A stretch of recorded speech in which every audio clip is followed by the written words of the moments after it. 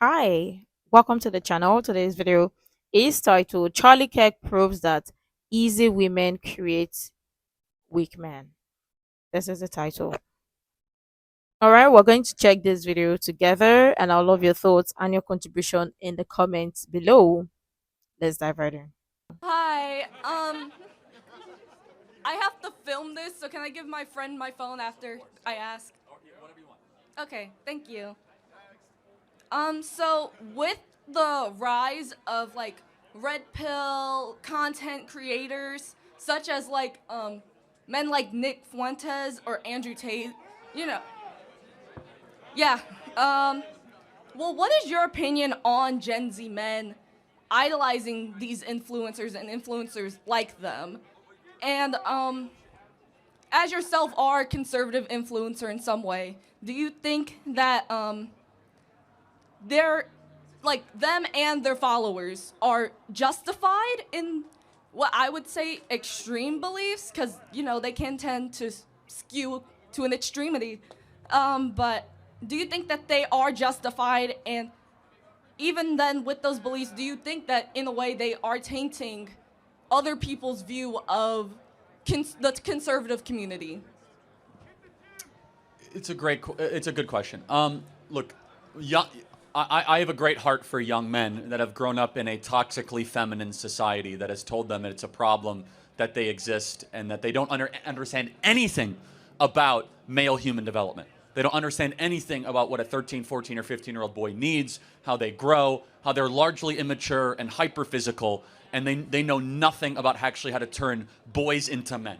The Man, large, like the basically the pedagogical monopoly, which means just pedagogy, educational monopoly, has no idea how to turn boys into men. Here's my advice. I always try to point to the scriptures as to the best way to turn boys into men. And the best way to turn boys into men, very simply, is to restrain your impulses, do something adventurous, confront evil, stand up for those that can't stand up for themselves, and save yourself unto marriage and find one sexual partner for your life. That's where I lose a lot of people. And in fact, I believe marriage is a moral good for yourself and for society. I think we engage way too much in the flesh. We drink too much. We do too many drugs. We have hookup culture. We watch too much pornography. It's always about instant gratification, where we as men, we enjoy the difficult and the adventurous, but it should be for yeah. noble and righteous purposes.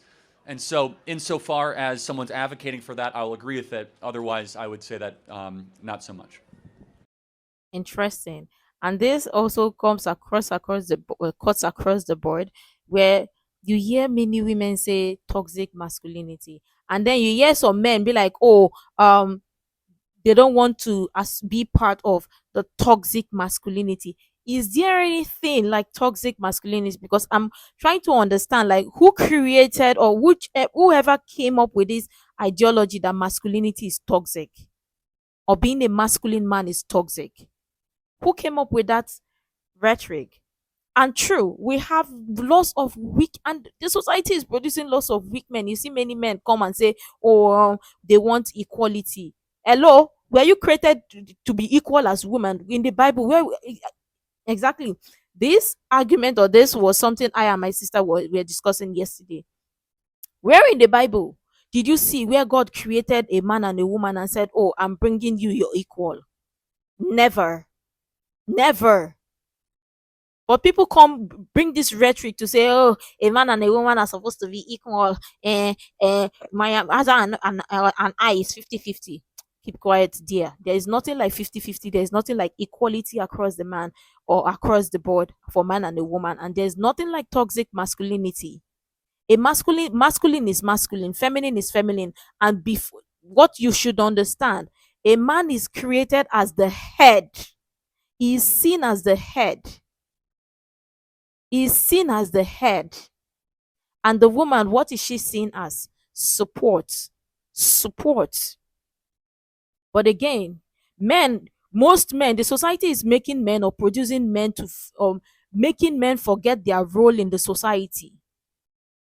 To tell them, "Oh, you can go off and live your life as a woman, or you can shrink yourself or hide yourself and say, "Oh, I don't want to be a manly man." because it's going to hurt women's feelings. Hello, whether you are a man or you live as a manly man or a feminine man, it's still going to hurt the society. It's going to do damage to the society more, because women are dependent on men holding up the society. Let me tell you this. If men today decide that, oh, they don't want to do anything in this society and hand it over to women, the society will crush. Are we not even seeing it now when men are trying to tell themselves or convince themselves that they can be women? Are we not seeing it now? I mean, it's the reality. Men confuse or tell themselves they can be women, and then the society itself is slowly crumbling. And then you expect this is making women to be strong, independent women. People are forgetting their role in the society, and we need to bring it back where everybody know their role and their place and stay there and do your job, not the other one trying to do the other person's job and the other one trying to be the one to be. Women are not fixers. According to what my pastor will say, women are not Bob the fixer. Stop doing that. That is not your role. It is not your job. Men know the truth. They know what they are doing. To them, logic comes first. One more. Okay. So other than like your advice to young men, what do you think that I don't want us as a society could do to kind of steer young boys and Gen Z men to like a better path than this like very indulgent lifestyle of like constantly getting girls and like using women for. Well, and can I just interrupt you for a second? It goes both ways. So on the other side, radical feminism tells girls to get as many sexual partners as you can, to go sow your oats. And basically what the feminists have done is like every 19-year-old boy's dream, is that every girl is easy and accessible, and you don't have to work to go get sex. Yeah. And the way it should be, a boy should have to become a very mature, very sophisticated person to get to the point of sex. So the boy doesn't have to grow up to get what he wants anymore. And so a lot of this is on women who have basically become pseudo OnlyFans models, going around selling themselves for basically for no price whatsoever, because free sex will liberate you. Let me say this as gently as I can. Free sex drives young women insane. The more sexual partners a young woman has in college, the more likely she is to be clinically depressed, on antidepressants, because sex for men is totally different than sex for women. Sex for women is emotional attachment, it is relational, it is not transactional, and is not purely physical. For whatever reason, the way men were designed and wired, they could have sex with 9 people over 2 weeks, and it's like, okay, whatever, like it's not that big of a deal. It's completely different for young women. And so we have told young women through this hyper-feminist model, go act like men, and a lot of people end up severely depressed. The final thing I'll say is this, is that education is incredibly feminine in its approach and also in its staffing. 75% of teachers before 8th grade are women. Nothing against women teachers, but this is a truism of life. Young men don't like taking orders from women. I'm sorry, it's just a fact of life. True. Young men need strong men to say, stop it, be better. And they will sit down and shut up when a man tells them. And so, and especially one that has their act together. So all that to say, we need more strong biblical men that have their act together to actually get involved in young men's lives. And women, for the love of everything holy and good, stop giving your body away to every man that wants it, and save yourself for marriage. Thank you. You are the supply of the problem. So it's both sides. If women were far more careful and pious with their sexual choices, men would follow. If all of a sudden the supply side of this equation would be like, actually, sorry, you have to date me seriously and get married to have sex with me. All of a sudden, men would be like, well, I better get my act together. I better get a job. Men will react to the signal of sex quicker than women will. Because young men, especially 19, 20 years old, that's all they think about all day. Sports and sex, what they think about all day long. And for young women, they're like, what do you mean? Like, there's no way. Like, no, honestly, this is a hilarious true study. Harvard University put 20 men in a room alone, no phones, no TV, no newspapers. They stared at a wall. They put 20 women in a room. They asked the men, what did you think about? I think about sports and sex the entire time. Okay. They asked women, what did you think about? They said, oh, we were replaying conversations that we had earlier in the last couple of days. It is very rare that a man will ever repay a conversation in the history. Like, we're very forward thinking, and finally, we are very macro. Men are macro thinkers, women are micro thinkers. That is why if you sit down with somebody on campus that is a woman, she's probably talking about the grades in her class, her relationships, her friends, or things that people said to her. You sit down to a man on campus, he's talking about his crypto wallet, whether or not his DraftKings account is in the surplus or in a deficit, and whether or not, Donald Trump is going to take Greenland. The most macro thing imaginable. We are wired differently, and it's time for our educational system to reflect that. Thank you so much. Also, can I get a hat? Yes, you can. Thank you. Thank you, Charlie. Yes, next question.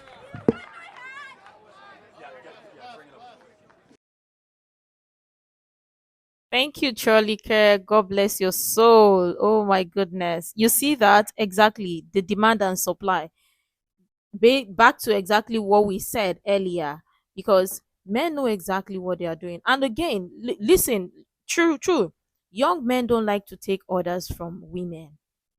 That's why you see in a household where there is a boy, or there is a, yeah, let's just say there is a boy, but there are two boys in the household, and there is the woman who is in the house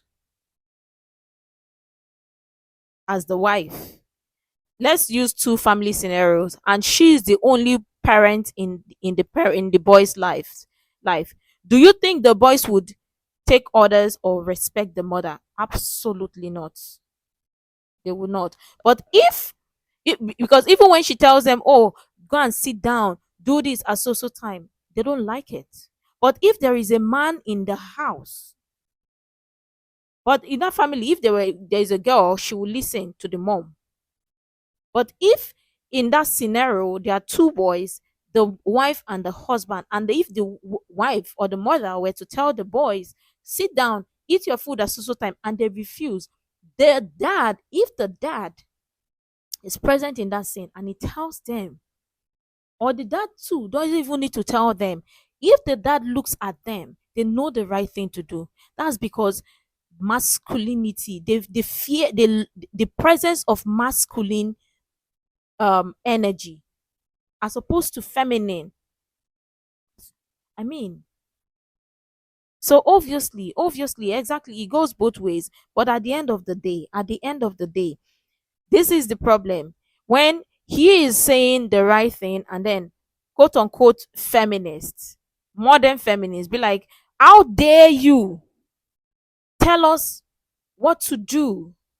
The pro my the my body my choice group of people, how dare you tell us what to do? A man is not supposed to tell us what to do. We are women, we are supposed to know what to do. We will do whatever we want to do. eh? Continue. He did not say you should not, but he's saying that the society per se, and what he's saying is even for your own better good, or for your own good, because listen, men know the right thing to do. Men know the right thing to do, and if you tell them this, that this is exactly what you want, especially when a man is pursued, because listen, men are naturally chasers, hunters, treasure. They love the chase. It's part of their nature. If you constantly tell them, oh, this is it, this is what I want you to do, step up, you think that man will not step up? You think he will not step up? But when you keep babying that man, pampering him, doing him this, oh, don't worry, I've got this, I'm the strong, independent woman. All you have to do is just relax, be the feminine.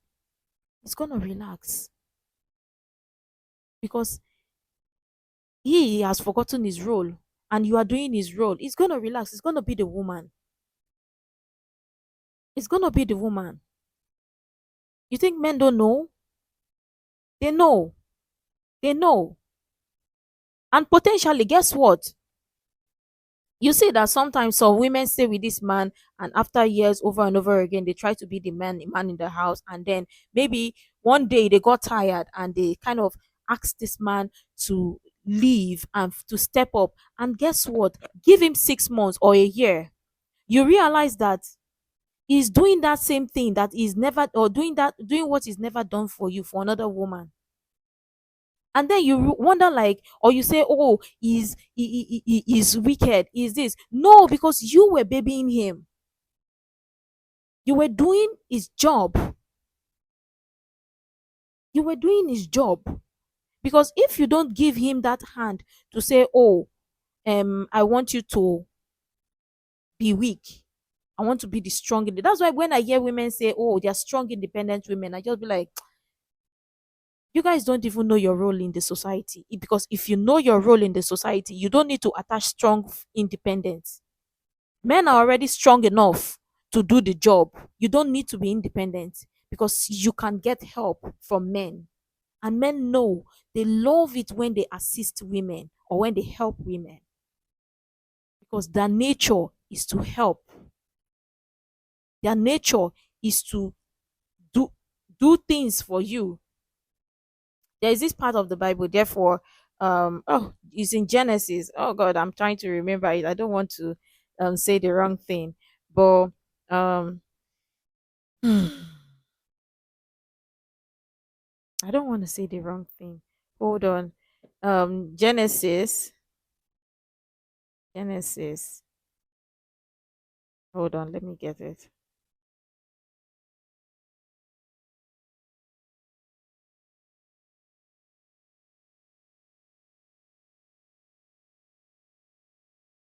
Man to take dominion, but it's, I think it's in regards to the field.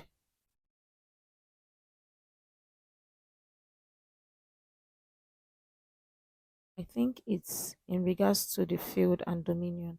Oh God, why did I forget it? I don't want to um I want to make sure that I'm saying it right.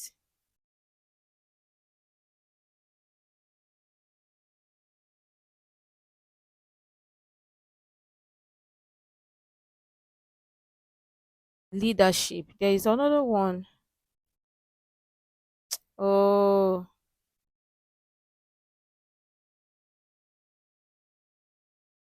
fruit of the land. Oh God, how did I forget this? How did I forget this? Maybe if I remember, I will kind of like attach it on the screen. But yeah, it is a man's job to take leadership. It is a job to take leadership, and not you, your role to take leadership. And I wish women understand their role and just stay there, because women just want to do the job of a man, and then they keep preaching or screaming equality, and keep preaching that, oh, there are no masculine men in the world. Yeah, because you raised feminine men or you raised weak men, and more men should, across the board, listen to more of, or listen to more of Jordan Peterson. Because I mean, with that, when you have somebody who, because obviously they don't have lots of male role models that like embodies masculinity, and obviously Charlie Kirk's heart was to do the right thing, but lots of people thought like, oh, um if they don't like what he's saying things that are quite offensive. He never said anything that was quite offensive. He was just stating the truth and the fact, and people don't like the truth or the fact. God bless your soul, Charlie Kirk. Let me know what you think. Make sure to like, comment, share, subscribe, and all that stuff. And until next time, see you in the next video.